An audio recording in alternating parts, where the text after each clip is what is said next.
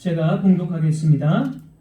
바사왕 고레스 원년에 여호와께서 예레미야의 입을 통하여 하신 말씀을 이루게 하시려고 바사왕 고레스의 마음을 감동시키심에 그가 온 나라에 공포도 하고 조서도 내려 이르되, 바사왕 고레스는 말하노니 하늘의 하나님 여호와께서 세상 모든 나라를 내게 주셨고 나에게 명령하사 유다 예루살렘에 성전을 건축하라 하셨나니, 이스라엘의 하나님은 참 신이시라.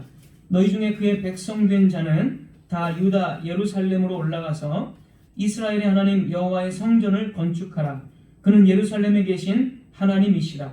그 남아있는 백성이 어느 곳에 머물러 살든지 그곳 사람들이 마땅히 은과 금과 그 밖의 물건과 짐승으로 도와주고, 그 외에도 예루살렘에 세울 하나님의 성전을 위하여 예물을 기쁘게 드릴지니라 하였더라. 아멘. 네, 오늘 고레스 왕을 세우시다 라는 제목으로 하나님 말씀 증거하겠습니다. 태초에 하나님이 세상을 창조하시고 아담과 하와를 한 몸으로 묶으셨을 때, 그것은 한 가정의 탄생이기도 하지만 한 교회의 탄생이기도 했습니다. 그래서 교회는 이 창조한 때부터 세상에 존재했습니다. 그리고 그 이후로 이 세상에서 교회는 결코 사라진 적이 없습니다.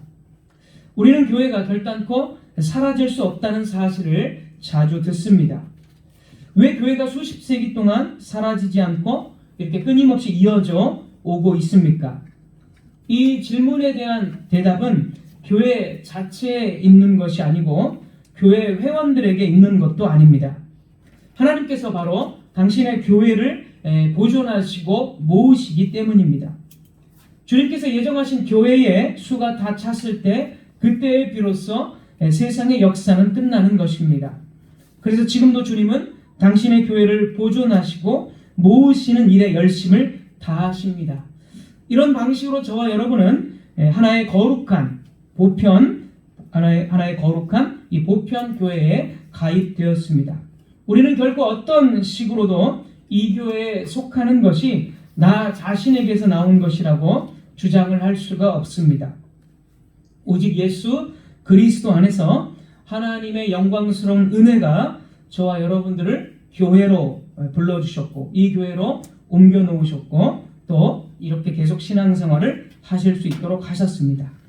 오늘날 우리의 죄악 가운데도 불구하고 이렇게 교회 가운데 우리가 있는 것은 하나님께서 은혜로 당신의 언약을 계속해서 지켜나가고 계시기 때문입니다. 과거에 이 주님께서는 이스라엘 백성들을 당신의 교회로 부르시고 예루살렘의 성전을 건축하게 하심으로써 이스라엘 백성들과 함께 사셨습니다. 그러나 이스라엘 백성들은 하나님에 대한 불경건과 불순종을 하였습니다. 이것은 이 거룩하신 하나님께서 더 이상 이스라엘 백성들과 함께 사실 수 없다라는 뜻입니다. 그래서 하나님께서는 수세기 전부터 언약에서 말씀하신 그대로 언약의 저주를 실행하시어 성전과 예루살렘을 파괴당하게 하시고 이스라엘 백성들을 가나안 땅에서 추방하셨습니다. 열왕기서와 역대기서의 마지막을 보면 이 사실들이 기록되어져 있습니다. 이 구약의 교회인 이스라엘 백성들은 여러 이방 나라로 흩어졌고, 특별히 이제 바벨론 땅으로 강제로 끌려가 포로 생활을 했습니다. 이때의 교회는 눈으로 봤을 때 거의 사라진 듯 했습니다. 그러나 이제 구약의 선지자들의 말을 우리가 좀 들어야 되는데, 이 선지자들은 포로의 기간 중에도 소망을 주는 메시지를 전했습니다.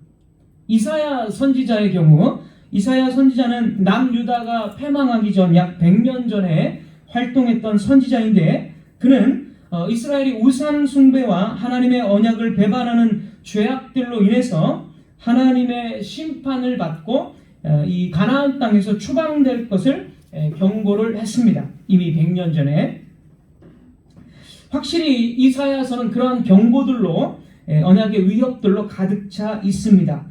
그러나 이사야는 또한 이스라엘 자손에게 하나님의 무한하신 자비와 사랑하시는 그러한 일을 전하는 것도 빼놓지 않았습니다. 즉 하나님의 심판을 받고 온 땅에 흩어진 이스라엘 백성들에게 하나님의 구원이 임하여서 그들이 다시 약속의 땅, 바로 이 가나안 땅으로 돌아와서 하나님의 성전을 건축할 것에 대해서도 예언을 한 것입니다. 예레미야 선지자의 경우는 남유다가 바벨론에게 멸망당하는 것을 직접 겪은 사람입니다. 그 당대의 사람입니다. 그러나 이 포로 생활을 하고 있는 이스라엘 백성들에게 이렇게 말합니다. 예레미야 29장 10절을 제가 읽겠습니다. 예레미야 29장 10절. 여호와께서 이와 같이 말씀하시니라. 바벨론에서 70년이 차면 내가 너희를 돌보고 나의 선한 말을 너희에게 성취하여 너희를 이곳으로 돌아오게 하리라. 예레미야는 70년의 이 포로 생활이 끝나면 이스라엘 백성들을 하나님께서 다시 가나안 땅으로 돌아가게 하신다는 것을 예언을 이렇게 해 주었습니다. 미리. 에스겔 선지자 역시 포로 기간 중에 에스겔 같은 경우는 이제 포로 기간 중에 살았던 선지자입니다. 그래서 이 포로 기간 중에 이스라엘 백성들이 역시 고국으로 돌아갈 것을 예언했고 또 이 에스겔 역시 성전에 대한 환상을 보았습니다. 지금 현재 예루살렘의 그 성전은 완전히 파괴된 상태이지만 나중에 하나님께서 너희들이 이 고국으로 돌아가면 더 영광스러운 그런 성전이 건축될 것을 이 에스겔은 예언하면서 포로 기간 동안에 있는 이스라엘에게 소망을 전해 주었습니다. 이렇게 구약의 선지서에는 선지자들의 글, 선지서라고 하죠. 이런 선지서에는 포로에서의 해방과 성전이 다시 건축될 것이라는 하나님의 약속들이 있었습니다. 그리고 이제 에스라 1장에서는 70년의 포로의 기간이 끝났고 바로 이제 하나님께서 약속하신 것을 실행하고 계심을 이제 보여줍니다. 우리 에스라 1장으로 우리가 보면 1장 1절입니다. 1장 1절 우리 본문. 바사왕 고레스 원년에 여호와께서 예레미야의 입을 통하여 하신 말씀을 이루게 하시려고, 아까 예레미야가 했던 말씀, 미리 다 예언했던 말씀을 이루게 하시려고. 그래서 예레미야를 비롯한 선지자들이 예언한 것을 이루게 하실 때가 지금 되었다라는 것입니다. 그리고 이제 3절 보겠습니다. 오늘 본문 3절입니다. 이스라엘의 하나님은 참 신이시라. 너희 중에 그의 백성 된 자는 다 유다 예루살렘으로 올라가서 이스라엘의 하나님 여호와의 성전을 건축하라. 이 말을 하는 것은 이제 바사왕 고레스입니다. 고레스. 이 바사는 이제 페르시아, 고대 페르시아의 이름입니다. 바사, 페르시아 같은 말입니다. 이 페르시아의 이 고레스 왕이 지금 이스라엘 백성들을 향해서 너희는 다 고국으로 돌아가고 올라가서 여호와의 성전을 건축하라고 이렇게 말을 하고 있는 것입니다. 지금 이때는 바벨론이 한때는 이 고대 근동의 아주 패권을 장악한 아주 강국이었지만은 이 바벨론이 이 고레스가 세운 이 페르시아에 의해서 점령을 당하게 됩니다. 그래서 바벨론의 포로로서 바벨론 땅에 지금 살고 있는 이스라엘 백성들은 다 자연스럽게 이 페르시아의 통치 속에 이제 살게 됩니다. 그런데 이 페르시아의 고레스 왕이 하나님의 성전을 지금 건축하라고 이야기하고 있고 다시 돌아가라고 이스라엘을 향해서 고국으로 돌아가라고 이야기를 하고 있는 것입니다. 자, 그런데 여러분, 바사왕 고레스가 어떻게 이런 명령을 내릴 수가 있습니까? 그는 이교도임이 확실합니다. 이교도인 그가 어떻게 예루살렘의 성전을 건축하라. 특별히 여호와의 성전, 하나님 여호와의 이름을 부르면서 여호와의 성전을 건축하라는 말씀을 할 수가 있습니까? 이 바사왕 고레스는 굉장한 이교도이면서 또 이 사람은 절대적인 그 힘을 가진 왕입니다. 이 고레스는 처음에는 이 아버지로부터 작은 왕국을 상속받았습니다. 아주 작은 안산이라는 이 작은 왕국을 아버지로부터 상속을 받았습니다. 그런데 이 고레스는 왕이 되자마자 재빠르게 메데라는 그 나라를 합병시켜 버립니다. 그래서 메데 바사 이런 연합국이 탄생을 하게 됩니다. 어쨌든 바사로 불려집니다. 메데 바사 이렇게. 그래서 메데 바사가 이렇게 아주 이제 점점 커지게 됩니다. 그리고 나서 이 고레스 왕은 오늘날의 익숙한 지명으로 말하자면 현재 이란과 요르단 그리고 시리아, 터키 지역 전체를 지배하는 이 대제국의 왕이 되었습니다. 그는 야심찬 이 통치자로서 자기에게 주어진 영토에 만족하지 않고 이제 이 서쪽에 있는 지역, 그러니까 그리스의 많은 도시국가들, 당시에 이제 도시국가들이 많았기 때문에 서쪽에 있는 그리스의 도시국가들도 하나씩 다 정복해 나갔습니다. 그 다음에는 이제 동쪽 지역으로 정복의 칼을 돌립니다. 그래서 오늘날의 이 지역으로 봤을 때 아프가니스탄이라든지 파키스탄 이쪽 지역을 또 차례대로 정복하고 자기의 손아귀에 넣었습니다. 요약하면 그리고 이제 그 인도까지도 이제 노리고 있습니다. 요약하면 이 고레스 왕은 그가 왕이 된 지 불과 10년 정도 만에 이렇게 대제국을 이룬 것이 불과 10년 정도 만에 현재의 지역으로 따지면 그리스에서 인도에 이르는 지역까지 거대한 영토를 정복해서 자신의 지배하에 두었습니다. 그래서 이스라엘을 비롯한 바벨론의 모든 정복지, 한때는 바벨론이 강국이었기 때문에 이 바벨론의 모든 정복지가 다 이 고레스의 손아귀에 들어왔습니다. 이런 것을 볼 때 이 사람이 얼마나 대단한 왕이었는가를 우리는 알 수가 있습니다. 그러나 성경은 이 사람에 대해서 이 모든 일들을 주도한 것이 누구인지를 성경은 기록하고 있습니까? 이사야 41장을 보도록 하겠습니다. 이사야 41장 1절에서 3절입니다.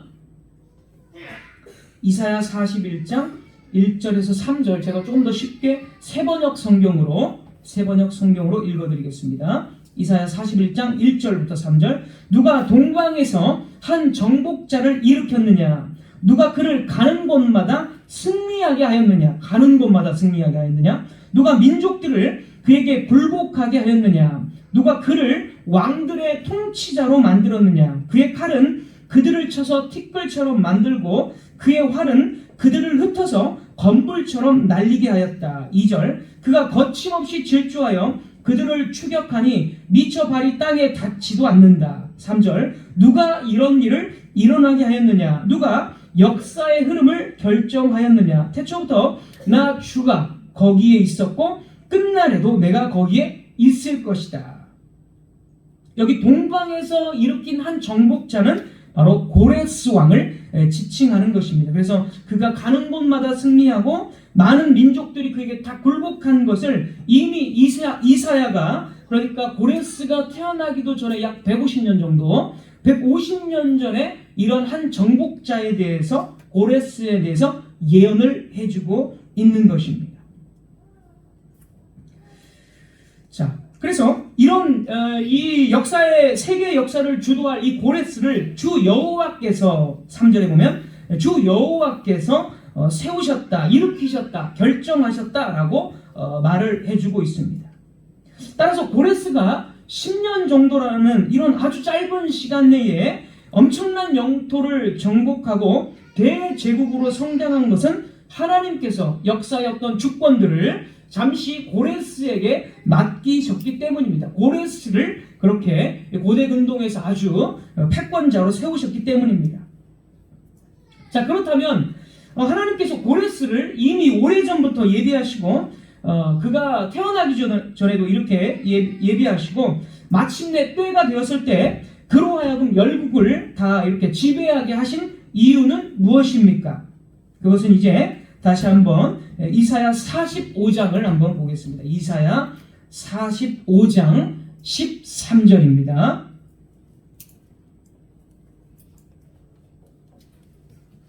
이사야 45장 13절.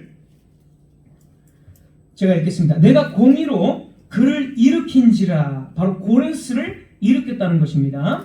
자, 그의 모든 길을 곧게 하리니 그가 나의 성읍을 건축할 것이며. 여기서 하나님의 성읍인데 이 하나님의 성읍은 언제나 예루살렘, 거룩한 하나님의 도성 예루살렘을 뜻합니다. 그래서 이 고레스는 바벨론의 침략으로 인해서 무너진 예루살렘 성읍을 건축할 것이다, 이렇게 말하는 것입니다. 그 다음에 사로잡힌 내 백성을 값이나 가품이 없이 놓으리라. 만군의 여호와의 말이니라 하셨느니라. 사로잡힌 이스라엘 백성들을 보통 포로를 돌려보낼 때는 그 포로에 대한 값을, 그러니까 그 몸값을 지불하게 되어 있죠. 그러나 이스라엘 백성들을 이 고레스는 돌려보낼 때에 아무런 그 몸값을 받지 않고 대가 없이 해방을 시키게 하시겠다라는 것이 바로 하나님께서 고레스를 열방의 이 주권자로 세우신 목적입니다. 바로 이런 사명을 고레스에게 주셨기 때문에 고레스는 가는 곳마다 승리하고 정복하게 된 것입니다. 에스라 우리 1장 1절을 다시 한번 보겠습니다. 에스라 본문 1장 1절입니다. 에스라 본문 1장 1절. 바사왕 고레스 원년에 여호와께서 예레미야의 입을 통하여 하신 말씀을 이루게 하시려고 바사왕 고레스의 마음을 감동시키심에. 자, 여기서 이제 이 고레스의 마음을 감동시키셨다, 하나님께서 이렇게 말을 하고 있습니다. 이 당시 고레스는 둘도 없는 이 절대 군주였습니다. 어떤 사람도 이 고레스를 감동시킬 수 없고 그를 흔들 수 없고 명령을 할 수가 없습니다. 오히려 고레스가 세계의 역사를 흔들고 명령을 할 수가 있었습니다. 그러나 오늘 본문 1절에서 고레스는 흔들렸다, 이렇게 기록이 됩니다. 흔들렸다. 감동시킴의 이 단어가 흔들다, 흔들리다 또는 자극되었다, 자극하다, 이런 뜻입니다. 바로 하나님께서 절대 군주인 이 고레스를 자극하고 흔들어 놓았고 명령했다라는 것입니다. 그래서 이 하나님에 의해서 고레스는 다음과 같이 이제 선포합니다. 우리 본문 2절과 3절 제가 읽겠습니다. 2절과 3절. 바사왕 고레스는 말하노니 하늘의 하나님 여호와께서 세상 모든 나라를 내게 주셨고 나에게 명령하사 유다 예루살렘의 성전을 건축하라 하셨나니 이스라엘의 하나님은 참 신이시라. 너희 중에 그의 백성 된 자는 다 유다 예루살렘으로 올라가서 이스라엘의 하나님 여호와의 성전을 건축하라. 그는 예루살렘에 계신 하나님이시라. 바로 이 하나님께서 예레미야나 여러 선지자들을 통해서 말씀하신 그대로 이제 70년의 포로 생활을 끝마치게 하시고 영광스러운 성전을 건축하게 하시는데 바로 이방 종교에 있는 고레스 왕을 통해서 그 하나님의 일들을, 사명을 감당하게 하시는 것입니다. 그래서 이 고레스는 하나님의 기름 부음을 받은 자라고 기록이 됩니다. 이사야 45장 1절입니다. 이사야 45장 1절. 이사야 45장 1절. 여호와께서 그의 기름 부음을 받은 고레스에게 이같이 말씀하시되. 역시 이 고레스가 태어나기도 훨씬 전에 고레스라는 이름을 이사야가 하나님의 감동으로 이렇게 언급을 합니다. 여호와께서 그의 기름 부음을 받은 고레스에게 이같이 말씀하시되 내가 그의 오른손을 붙들고 그 앞에 열국을 항복하게 하며 내가 왕들의 허리를 풀어 그 앞에 문들을 열고 성문들이 닫히지 못하게 하리라. 여기서 고레스가 하나님의 기름 부음을 받은 자라고 이야기합니다. 이 말이 히브리어로 메시아입니다. 우리 한글로 쉽게 메시아 이렇게 표현합니다. 메시아가 바로 기름 부음을 받은 자라는 뜻입니다. 그러니까 이 이방 종교에 있는 이 고레스를 하나님께서는 지금 메시아다 이렇게 표현하고 있고, 또 하나 놀랄 만한 사건은 이사야 44장 28절입니다. 이사야 44장 28절. 역시 고레스에 대해서 예언하는데 읽겠습니다. 이사야 44장 28절. 고레스에 대하여는 이르기를 내 목자라 그가 나의 모든 기쁨을 성취하리라. 고레스는 또한 목자입니다. 목자. 자, 우리는 고레스에 관련된 이런 본문을 읽을 때에 약간 당황을 할 수밖에 없을 것입니다. 메시아 또는 목자는 우리가 알기로 분명히 이스라엘 안에서 나와야 합니다. 그리고 이 목자라 함은 기본적으로 이스라엘의 지도자, 특별히 목자는 이스라엘의 왕을 언제나 보통 기본적으로 지칭했습니다. 그래서 이 메시아나 목자의 이 칭호를 받을 수 있는 사람은 정말 하나님을 잘 섬기는 다윗과 같은 그런 왕이어야 하는 것입니다. 그런데 어떻게 하나님을 알지도 못하는 이방의 왕이 하나님의 메시아가 될 수 있으며 이스라엘을 다스리고 보호하는 목자가 될 수 있습니까? 우리는 이 하나님의 언약의 역사를 잘 알아야 합니다. 지금 이스라엘의 상황은 사울과 다윗으로 시작된 왕국의 시대가 아니라, 이 언약의 역사 속에서 왕국의 시대가 아니라 이방 제국의 시대입니다. 이방 제국. 이것에 대해서 잠깐 말씀을 드립니다. 다윗의 이 왕위는 솔로몬으로 이어졌고, 솔로몬은 성전을 건축하고 왕국 시대의 이 영광스러움을 나타냈습니다. 그러나 솔로몬은 죄악에 빠집니다. 그래서 솔로몬이 죽고 난 뒤에 이스라엘은 북이스라엘과 남유다로 두 개의 국가로 분리됩니다. 그러나 이때도 역시 이스라엘의 자손으로 왕들이 태어나기 때문에 이때도 역시 왕국의 시대입니다. 왕국 시대. 그러나 이 왕국 시대에 이스라엘은 더욱더 타락함으로써 북이스라엘은 BC 722년에 아수르의 침략으로 멸망당하고, 또 이제 강제 또 포로로 끌려가고 다른 민족이 또 북이스라엘로 정착하게 됨으로써 이 혼혈이 이루어져서 이 북이스라엘은 완전히 이제 사라져 버리게 됩니다. 물론 조금씩 이방 속에 흩어져 살지만. 그 다음에 이제 남유다는 BC 586년입니다. 586년 바벨론의 침략으로 멸망당하고 바벨론 땅으로 포로 생활을 하게 됩니다. 땅에서. 이로써 이제 왕국 시대는, 사울과 다윗으로 시작된 왕국 시대는 끝납니다. 하나님의 언약의 역사에서 왕국의 시대는 점점 한때 솔로몬 때 절정을 맞이했다가 그 이후로 점점 타락함으로 점점 쇠퇴하다가 언약의 역사에서 왕국 시대는 끝납니다. 이 왕국 시대가 끝나면 어떤 시대가 오느냐? 아까 말한 대로 바벨론이 지배하는 시대 또는 페르시아가 지배하는 이방 제국의 시대가 새롭게 시작이 되는 것입니다. 자, 그래서 바벨론의 통치 아래에서 이방 제국의 시대가 시작되었고, 또 이때 이제 페르시아가 다시 또 바벨론을 점령하기 때문에 역시 이방 제국의 시대입니다. 이때도 페르시아 때도. 자, 그런데 이 이방 제국의 시대는 달라진 것 또는 변형된 것이 있습니다. 언약의 역사에서.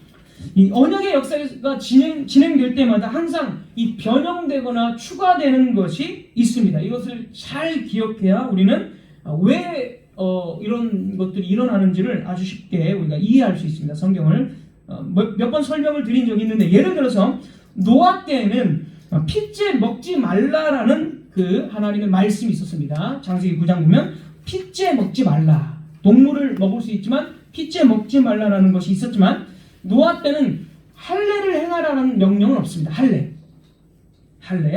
할례는 이제 노아 언약의 역사 때가 아니라 이제 아브라함 언약 시대에, 아브라함과 함께 시작된 언약의 시대에 할례가 반드시 시행되어야 하고, 할례 받지 않는 이스라엘 공동체는 반드시 죽이라라고 하나님께서 말씀을 하셨습니다. 그래서 그때에는 할례라는 것이 새롭게 추가됩니다. 모세 시대에는 십계명이 추가되겠죠. 여러 율법들이 이제 많은 율법들이. 자, 예수 그리스도 안에서 시작된 새 언약의 시대에는 더 이상 할례가 유효하지 않습니다. 할례는 폐지됩니다. 그 대신 새 언약에서는 이제는 세례가 명령으로 주어집니다. 이렇게 언약의 역사가 흘러감에 따라 어떤 것들은 없어지거나 어떤 것들은 추가가 됩니다. 새 언약에서는 더 이상 유월절도 지키지 않고 할례도 전혀 행하지 않습니다. 이것을 지키는 것은 완전히 잘못된 거죠. 그래서 세례와 성찬으로 딱 두 가지만 이제 새 언약 시대에는 변형되고 바뀌는 것입니다. 이렇게 이 언약의 역사는 추가되고 흘러갈 때마다 변형됩니다. 바벨론은 고레스의 페르시아에게 정복당했기 때문에 이제 이스라엘 백성들은 누구의 통치 안에 들어가냐면 페르시아의 통치 안에 들어옵니다. 자, 이런 이방제국 시대와 왕국 시대의 차이점은 이스라엘의 통치자가 더 이상 다윗의 후손이 아니라는 것입니다. 따라서 이방제국의 시대에 고레스가 다윗과 같이 기름 부음을 받은 메시아이며 이스라엘을 보호하는 목자라는 사실은 전혀 놀랄 일이 아닙니다. 물론 이방제국의 시대에도 이스라엘 안에 메시아적 역할을 하는 사람들, 예를 들어서 우리 본문의 에스라 같은 경우, 또는 1차 포로기환을 주도하는 스룹바벨 같은 경우, 또는 대제사장 여호수아 같은 경우, 이런 이스라엘 안에서도 메시아적 역할을 하는 사람들이 있습니다. 그러나 이방제국의 시대에는 이스라엘 안에서 사역하는 그런 메시아적 인물들도 고레스 같은 왕에게 후원을 받고 보호를 받았습니다. 그러니까 이때에 하나님의 나라는 고레스의 통치 아래에 보호받으며 설립된 것입니다. 심지어 고레스는 우리 본문에 읽은 대로 성전 건축가입니다. 성전 건축가. 2절을 뒷부분 다시 한번 보면 2절 뒷부분, 나에게 명령하사, 고레스, 나에게 명령하사 유다 예루살렘의 성전을 건축하라 하셨나니. 물론 고레스가 직접 성전을 건축하진 않지만 성전을 건축할 수 있도록 모든, 우리가 아까 4절에 읽은 대로 금과 은과 보물들과 짐승들을 다 성전 건축하도록 다 제공을 고레스가 해줍니다. 그리고 이스라엘 백성들을 포로에서 귀환을 시켜줍니다. 자, 이스라엘 백성들을 포로에서 다시금 가나안 땅으로 이렇게 귀환시키는 것, 해방시키는 것, 이것을 우리는 무엇이라고 이야기할 수 있습니까? 이것은 이스라엘 백성들을 구원했다라고 이야기하는 것입니다. 애굽의 포로에서 이스라엘을 구원한 것이 하나님인 것처럼, 모세를 통해서 하신 것처럼 똑같습니다. 바벨론의 포로에서 이스라엘 백성들을 가나안 땅으로 다시 돌려보냈다면, 그 일을 고레스가 했다면, 고레스는 이스라엘 백성들을 구원하는 구원자이고 하나님의 도성인 예루살렘과 성전을 건축하는 그런 메시아적 왕인 것입니다. 우리는 선입견을 가져서는 안 됩니다. 예수 그리스도께서 더 위대한 다윗이라면, 만왕의 왕으로서 예수님은 더 위대하신 고레스이십니다. 기름 부음을 받은 이 고레스와 같이 주 예수님 역시 하나님의 기름 부음을 받은 자라고 성경에 수없이 기록됩니다. 요한복음 1장 41절 보면, 요한복음 1장 41절을 보면 우리가 메시아를 만났다 이렇게 기록하고, 그 다음에 이제 친절하게 주석을 달아줍니다. 메시아는 번역하면 그리스도라. 예수님을 만났다라고 기록하면서 메시아, 바로 그 예수님이 메시아이고, 이 메시아는 번역하면 그리스도입니다. 히브리어에서 이 메시아는 기름 부음을 받은 자라는 뜻이고, 이 메시아를 헬라어로 옮기면 크리스토스입니다. 크리스토스. 그리고 이 헬라어 크리스토스를 우리말로 표현한 것이 그리스도. 영어로는 크라이스트. 우리가 잘 아는 대로 그렇게 번역이 됩니다. 신약성경은 예수님께서 메시아, 즉 그리스도이심을 강조합니다. 예수님께서 태어나실 때 마태복음 1장 16절을 보면, 마태복음 1장 16절, 야곱은 마리아의 남편 요셉을 낳았으니 마리아에게서 그리스도라 칭하는 예수가 나시니라. 그리스도라고 분명히 예수님의 신분을 이야기해주고 있습니다. 마태복음 16장 16절, 우리가 잘 아는 베드로의 유명한 신앙 고백 역시 마태복음 16장 16절, 주는 그리스도시오라고 분명하게 기록합니다. 예수께서 그리스도 메시아임은 너무나 중요합니다. 요한 1서 5장 1절, 예수께서 그리스도이심을 믿는 자마다 하나님께로서 난 자니, 그리스도이심을 반드시 믿어야 된다는 거죠.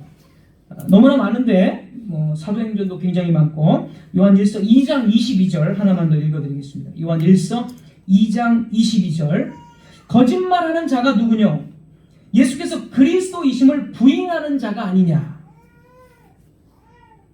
예수께서 그리스도이심을 부인하는 자가 바로 거짓말하는 자며 요한의 표현대로 말하면 적그리스도입니다. 적그리스도. 기름 부음을 받은 고레스는 이방 제국 시대에 일정 기간 동안만 하나님의 나라와 그의 백성들을 보호하고 하나님의 뜻을 수행하고 이제 역사 속에서 사라졌습니다. 고레스가 세운 페르시아 제국의 통치에서 이 하나님의 백성들은 보호를 받았지만 이 페르시아 역시 오래 가지는 못했습니다. 페르시아는 훗날 헬라 제국에 의해서 무너지고 말았기 때문입니다. 그러나 우리 주 예수 그리스도께서는 더 위대한 고레스이십니다. 고레스의 사역은 일시적으로 끝나고 말았지만 주 예수님께서는 십자가의 죽으심과 부활의 권능으로 자기 백성을 사탄의 포로에서 영원히 해방을 시키셨습니다. 고레스의 통치는 끝났지만 예수 그리스도의 통치와 그의 나라인 교회는 영원히 설립되었습니다. 주님께서는 하나님 우편에 앉으셔서 영원히 그의 백성들을 위해 통치하시며 보호하십니다. 그의 성령을 자기 백성들에게 보내주셔서 교회를 여전히 보존하고 계십니다. 구약시대에는 수많은 메시아들이 있었습니다. 그런 메시아적 인물들을 통해서 교회는 죽음에서 부활을 경험했고 보존되었습니다. 하지만 구약의 메시아들은 여럿이 필요했을 뿐만이 아니라 스스로 완전하지도 못했습니다. 그들 역시 우리와 같은 인간이었기 때문에 죄성이 있었고 연약했고 부족했습니다. 성도 여러분, 구약 역사 전체에서 하나님의 백성들이 완전한 다스림과 완전한 보호 아래에서 정말 안락함 가운데, 정말 하나님의 완전한 통치 가운데 살았던 적이 언제 있었습니까? 하나님의 백성들의 대다수의 삶의 기간들은 메시아이지만 악한 메시아들, 그러니까 악한 왕들의 폭정 밑에서 정말 고통을 받으며 살았던 적이 훨씬 많습니다. 거의 대부분의 왕들이 하나님께서 자기 백성들에게 베푸시는 아름다운 그런 다스림과 따뜻한 보호와는 달리 정말 정반대의 것들을 그 왕들은 보여주었습니다. 물론 다윗과 같은, 히스기야와 같은 선한 왕들도 있었지만 다윗 역시 범죄했고 이스라엘을 향해서 완전한 정의의 다스림을 실현시키지는 못했습니다. 그래서 이 구약의 메시아들은 그 메시아들의 다스림과 보호는 부분적이고 제한적이었습니다. 그래서 신실한 하나님의 백성들은 무엇을 기대했습니까? 신실한 하나님의 백성들은 참된 왕이신 진짜 메시아, 모형 메시아로 만족하지 않고 진짜 왕이신 그리스도께서 오실 날을 바라보면서 그들은 믿음으로 끝까지 살며 인내하고 핍박을 견뎠던 것입니다. 구약에서 메시아들은 여러 명이 있었지만 신약에서 메시아는 고유명사로 오직 예수 그리스도 한 분만을 가리킵니다. 하나님께서는 이제 저와 여러분에게 주 예수님이 우리의 영원한 메시아다라고 주 예수님을 제시하시고 말씀하십니다. 성도 여러분, 하나님께서 오늘 우리에게 제시하신 메시아 예수님은 오늘 우리의 현실에서 무슨 도움이 됩니까? 가정에서의 가족과의 갈등이나 직장에서 사장과 상사와 동료들과의 갈등, 세상 사람들이 추구하는 길로 가고자 하는 유혹의 기로 속에서, 선택의 기로 속에서, 스트레스와 건강과의 투쟁에서 오늘 우리에게 제시하신 예수 그리스도 메시아, 그 메시아이신 예수님이 우리에게 어떤 유익을 줍니까? 예수님이 메시아라는 것이 단순히 미래에 죽어서 천국 갈 수 있다는 정도로만 생각한다면 우리는 현실적으로 아무런 도움과 위로를 받지 못할 것입니다. 정말로 우리 신앙이 단지 내세에 대한 것뿐이라면 오늘 우리가 당하는 모든 어려움에 대해 아무런 유익이 되지 못할 뿐이며 이 세상을 앞으로 몇십 년을 더 살아야 할 때 어떤 유익도 받지 못할 것입니다. 그러나 여러분, 주 예수님은 영원한 메시아로서 우리들에게 완전한 하나님의 통치를 보여주시는 분이십니다. 이 말은 이 세상이 불공정하고 내가 괜한 고난을 당하고 억울한 일들을 만난 것 같을지라도 주님께서는 완전한 메시아로서 완전한 정의를 행하고 계신다는 뜻입니다. 참된 왕이신 주 예수님께서 완전한 선하심으로 저와 여러분들을 보호하신다는 뜻입니다. 주님은 이미 그것을 보여주셨습니다. 여러분은 십자가에서 자신의 목숨까지도 기꺼이 내놓으시며 자기 백성들을 향한 주님의 완전한 사랑과 보호를 보실 수 있습니까? 세상의 통치자들은 자기의 이익과 명예를 위해서 활동하지만 우리 주님은 순전함으로 우리들을 위해서 자신을 버리신 분이십니다. 이런 주님, 이런 메시아가 저와 여러분을 배신하겠습니까? 우리가 이런 분을 신뢰하지 않고 나 자신을 더 신뢰하거나 사람들을 더 신뢰한다면 이것은 얼마나 어리석은 것이 되겠습니까? 주님은 완전하게 정의를 행하시고 우리를 하나님의 통치 아래에 보호하십니다. 그분의 통치에는 한치의 오차도 없이 완벽하고 정확합니다. 불공정과 모자람이 없습니다. 그러므로 사랑하는 성도 여러분, 주 예수 그리스도를 여러분의 메시아로 고백하십시오. 여러분의 모든 앞날을 그분의 통치에 맡기고 그분만 신뢰하고 그분께 순종을 보이십시오. 인간적인 눈으로 볼 때 불행처럼 보이는 일일지라도 믿음의 길에서 메시아의 통치를 확신하고 인내하십시오. 주님께서 여러분의 유익을 위해서, 교회의 유익을 위해서 세상의 가장 강력한 권세자들까지도 자신의 도구로 사용하셨습니다. 예수님께서는 사망의 권세를 깨뜨리고 부활하심으로써 우리를 살리시기 위해서만 오신 것이 아닙니다. 그분은 현재와 미래에서도 우리의 영원한 보호자요 변호자이시며 통치자이십니다. 지금도 여러분을 가장 선하고 완벽한 통치로 보호하십니다. 이 그리스도의 통치를 즐거워하시고 그리스도 안에서의 그 통치의 복을 맛보시는 저와 여러분들 되시기를 주님의 이름으로 부탁을 드립니다. 기도하겠습니다. 하나님 아버지 감사합니다. 기름 부음 받은 고레스, 구약의 수많은 메시아를 통해서 하나님의 백성들이 보호를 받았지만 이 모든 것들을 성취하신 예수 그리스도 안에서 이제 우리가 보호받고 살아갑니다. 하나님께서는 이제 주님을 우리에게 메시아로 제시하십니다. 참으로 놀라운 사랑과 보호를 보여주신 그리스도께 우리의 전 삶을 다해서 사랑하고 순종하게 하여 주옵소서. 나 자신을 의지하거나 세상의 물질을 의지하거나 사람들을 의지하는 그런 어리석음에서 벗어나서 전적으로 주님만을 고백하는 메시아를 고백하는 우리의 삶이 되게 하여 주옵소서. 감사드리며 예수 그리스도 이름으로 기도드리옵나이다. 아멘. 우리 헌금 찬송 시편 찬송가